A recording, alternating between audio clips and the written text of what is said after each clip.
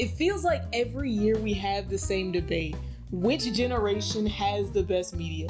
And from my completely objective and unbiased standpoint, it's definitely Gen Z. Case in point, our cartoons. Gen Z's humor was honestly shaped by the media that we took in during our formative years. Just take a look at what we were watching back in the day. Amazing World of Gumball, Regular Show, Adventure Time, SpongeBob, the list goes on and on. Every episode was an off-the-wall spin on a normal concept that taught us to subvert one's expectations. And we ate that stuff up. The jokes were fresh, layered, and even at times meta. Not slapstick jokes, but real jokes that relied on situational and verbal irony to deliver the punchline. I think that's what made it stick too. These jokes weren't just targeted at children. They were meant for the whole family to enjoy. And honestly, that's a feat in and of itself. And it's not even just the cartoons either. Movies from back in the 2000s and 2010s were peak too. Think of your favorite childhood movie. Was it any one of these? If so, then that was us. We had the golden age of animation on lock. And once again, it's that timeless humor and the story that can transcend generations. I still go back and watch The Princess and the Frog, and I'm still captivated by the storytelling. And that type of thoughtful storytelling carried over into another facet of our media. Music. I'm not gonna lie, Gen Z's formative years were packed with some of the most revolutionary musicians and artists ever. I mean, come on, we had Tyler the Creator hitting the scene, Childish Gambino, Kendrick Lamar. Everybody brought their creative A-game to the music industry.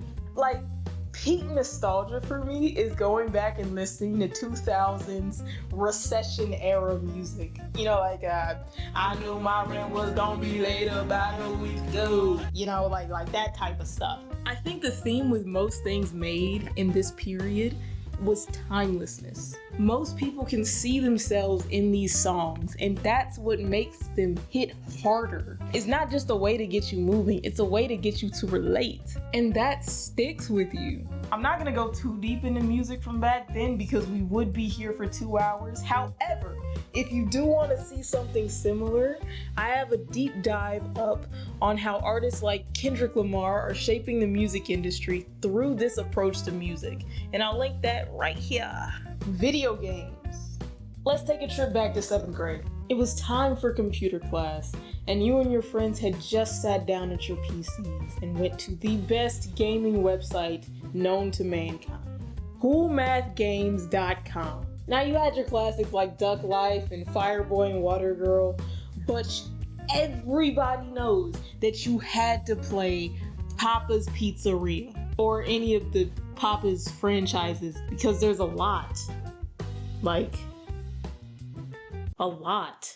But one game I still play to this day is Pop Tropica. Pop Tropica was one of my core childhood memories. Let me paint the picture for you. It was a dark and stormy night, and coincidentally, it was my turn on the family computer. Since this was back in the day, we got our internet through this USB looking thing that we used to plug into our computer tower. Bear with me, this is important. Don't skip this part. I was working through Greek mythology island, and I just made it to the end of the Minotaur's labyrinth.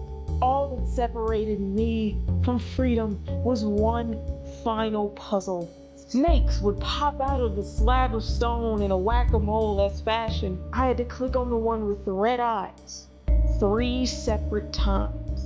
2 days passed without any progress on this puzzle until that fateful night. A bolt of lightning struck, the screen glitched, and the red-eyed snake was frozen on screen. I hurriedly click it, and it accepts the answer. And just like that, I'm free. All that to say, games just don't do it like they did back then. That was one random moment that I remember in grave detail over a decade later. What else is gonna do that for you? Now, I would be remiss if I made a video about Gen Z media and did not include Gen Z social media because, yeah, Gen Z was honestly the first generation to truly grow up with technology. And boy, did it show. This was both a blessing and a curse because everybody was still figuring it out. Take YouTube as an example.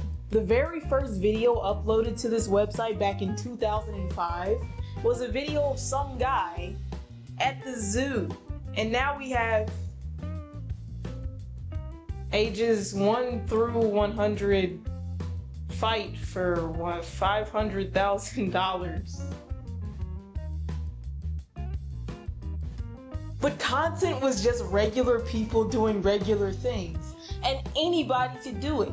If you had a camera and access to internet, then you could be a content creator. And that was even more so for another popular video uploading platform, Vine. People would post the wildest things on Vine.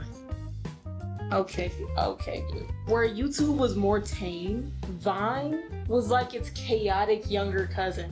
The thing about Vine, though, is that it taught us that you only really need like 7 seconds to tell a compelling story. And that time restriction really brought out the best of everybody's creativity. However, it might have jump-started the rapid deterioration of everybody's attention spans to media longer than 7 seconds. But that's a story for another video. So I think we can finally put this debate to bed. Which generation has the best content? Hands down, Gen Z. Tell me whether you agree or disagree down in the comments. No hate or you will be banned. Bro, I didn't even talk about the memes.